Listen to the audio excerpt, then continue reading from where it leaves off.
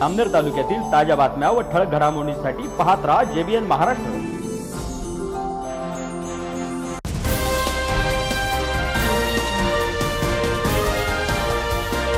नमस्कार, मी मिनल चौधरी। पाहूया काही ठळक वृत्त। जामनेर तालुक्यातील पाळधी गावात सलग घटफोड्यांच्या घटनांनी नागरिकांमध्ये भीतीचे वातावरण पसरले असतानाही पोलिसांकडून ठोस कारवाई होत नसल्याने संताप व्यक्त केला जात आहे।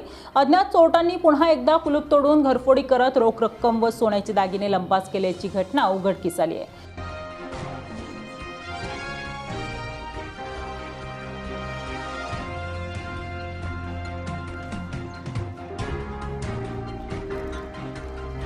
जसवंत विजयसिंग राजपूत वय वर्ष 33 राहणार पाळधी यांनी दिलेल्या फिर्यादीवरून 28 डिसेंबर रोजी घरातील सर्वजण बाहेर गेले असल्याचा फायदा घेत अज्ञात चोरट्यांनी घराचे कुलूप तोडले। घरातील कोठी व कपाट फोडून 2 लाख रुपये रोख, 8.5 ग्रॅम सोन्याचे दागिने आणि सिटीजन कंपनीचे घड्याळ असा तब्बल 2,37,000 रुपयांचा मुद्देमाल चोरट्यांनी चोरून नेलाय।